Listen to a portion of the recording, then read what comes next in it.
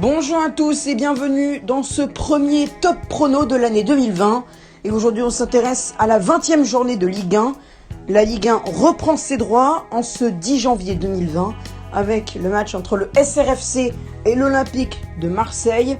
C'est donc parti pour ce top prono. On commence donc avec la rencontre du jour opposant les Bretons de Rennes à l'Olympique de Marseille, d'Alvaro González ou encore de Dario Benedetto.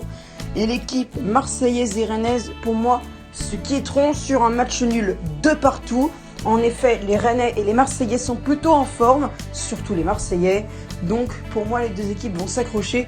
Surtout que les deux gardiens, Mandanda et Mendy, peut-être même Romain Salin, sont en forme du côté des deux effectifs. Donc, pourquoi pas voir un match nul. Demain, à 17h30, les Girondins de Bordeaux affronteront l'Olympique lyonnais. Un spectacle assuré avec des fois beaucoup de buts dans ce match. On se souvient notamment d'un 3 partout opposant les Bordelais aux Lyonnais. Et bien cette fois, je prévois une victoire bordelaise 2-1. En effet, les Lyonnais sont revenus avec leurs 2 victoires consécutives en coupe. L'une contre le Bourg-Péronat 7-0 fracassante et l'une un petit peu moins brillante contre le Stade Brestois. Une victoire seulement 3-1. Pas forcément avec la manière. Les Gaunes, pour moi, vont s'incliner devant une équipe de Girondins de Bordeaux, emmenée par un bon entraîneur. Pour moi, l'équipe bordelaise est bien arrivée en coupe en s'imposant contre Le Mans. L'équipe bordelaise a pu confirmer, même malgré un jeu assez brouillon et il n'y aura pas vraiment d'intensité. Je pense que les Bordelais peuvent mettre la patte sur ce match et donc s'imposer contre les Rhône-Alpins. On poursuit avec le multiplex Ligue 1. Et on commence avec la rencontre opposant Nîmes à Reims. Et je pense que c'est Reims qui va s'imposer 2-0. En effet, les Rémois ont fait grande impression. Malgré leur élimination en Coupe de France, ils ont effectué beaucoup de retours défensifs.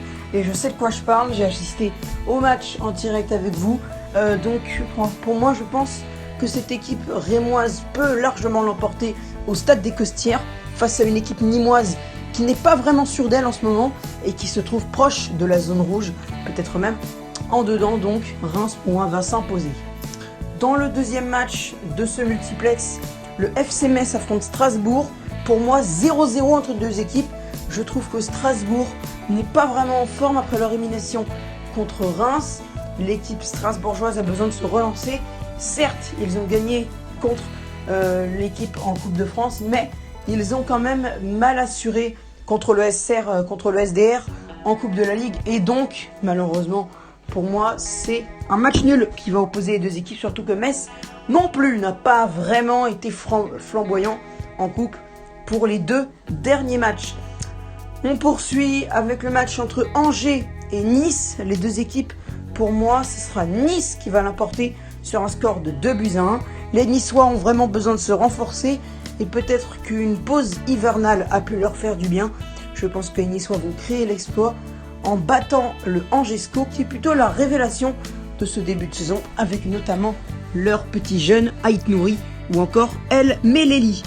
On poursuit avec le 4e et avant-dernier match de ce multiplex qui oppose les Picards d'Amiens à Montpellier. Et je pense que ça va être une victoire amiénoise. En effet, malgré leur élimination contre Lille, et leur élimination aussi contre Rennes en Coupe de France, j'ai apprécié le jeu amiénois lors de ces 2 matchs et je pense que les Amiénois ont peut-être une carte à jouer contre des Montpelliérains qui sont tout de même passés, mais dans la douleur face à une équipe de Reims-Sainte-Anne qui n'était pas loin de les battre, une victoire seulement 1-0 pour les formations montpelliéraines. Donc à mon avis, il y a peut-être une carte à jouer pour les Amiénois. Et le tout dernier match, Toulouse-Brest de ce multiplex, je pense que ce sera une victoire brestoise sur le score de 3-1. En effet, les Toulousains sont vraiment en méforme totale en ce moment. Les Toulousains ont été tout d'abord éliminés par Saint-Privé Saint-Hilaire en Coupe de France. Ils n'ont même pas joué de match de Coupe de la Ligue. Ils étaient déjà éliminés. Les Toulousains, donc pour moi, vont s'incliner contre une équipe du Stade Brestois qui, malgré une élimination en Coupe de la Ligue et en Coupe de France, a su quand même jouer avec la manière contre Lorient et Lyon en posant notamment beaucoup de problèmes au deuxième adversaire. On poursuit avec les matchs de dimanche à 15h. Saint-Etienne, on reçoit Nantes. Et une occasion pour moi de vous signaler qu'à mon avis, Saint-Etienne va s'imposer contre le FC Nantes. Une victoire 2-0 pour Saint-Etienne, car en effet, Saint-Etienne a bien besoin de points et je pense que cette confrontation contre Nantes, qui est avec Angers l'une des meilleures surprises de ce championnat de France, ce serait quand même une belle carte à jouer pour les Verts. Donc je pense qu'il y a moyen 2-0 pour le stade, pour l'AS Saint-Etienne. On poursuit avec le match de 17h qui oppose Lille à la formation de... C'est Lille contre Dijon. Et je pense que c'est Lille qui va s'imposer tranquillement. 4-0 pour moi, pour les Lillois. En effet, j'ai vraiment apprécié leur style en Coupe de la Ligue. Tout d'abord en éliminant Monaco en 8e de finale, puis en éliminant Amiens en quart. L'équipe lilloise a vraiment la Coupe de la Ligue dans le sang. Dommage pour eux que ce soit la dernière fois qu'ils pourront la jouer. Mais en tout cas, je pense que les Lillois ont une vraie carte à jouer contre des Dijonais qui, malgré une victoire le 5 novembre dernier contre Paris, ne se sont pas vraiment remis dans le droit chemin depuis. Et on poursuit avec le dernier match de ce top prono, le PSG qui joue contre l'ASM, donc l'AS Monaco. Les Parisiens qui, selon moi, vont s'imposer sur le score de 3-0. En effet, les Parisiens ont leurs 4 fantastiques à disposition. Peut-être que Thomas Tuchel ne prendra pas le risque de faire jouer notamment Neymar ou Mbappé, peut-être même Icardi. Mais pourquoi pas essayer de faire jouer Angel Di Maria. Et je pense que ça pourrait être tout bénef pour Edinson Cavani. En tout cas, Cavani revient bien. Il a été titularisé ou même remplaçant plusieurs fois lors des derniers matchs. Et ça ne s'est pas plutôt mal placé pour l'attaquant uruguayen. Donc, pourquoi pas tenter un petit renouveau de la part du vieil attaquant uruguayen. Donc, le match, les top pronos sont maintenant terminés. N'hésitez pas, si cette vidéo vous a plu, à me dire ce que vous en pensez dans les commentaires. N'hésitez pas à me dire si vous avez des pronos, si vous êtes d'accord avec les miens ou si vous avez des suggestions.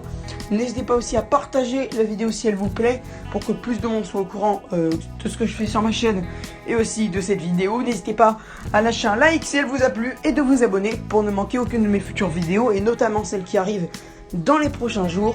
Ce sera un jeune talent dans les cages. Je vous en dirai plus lors de la vidéo. À toutes!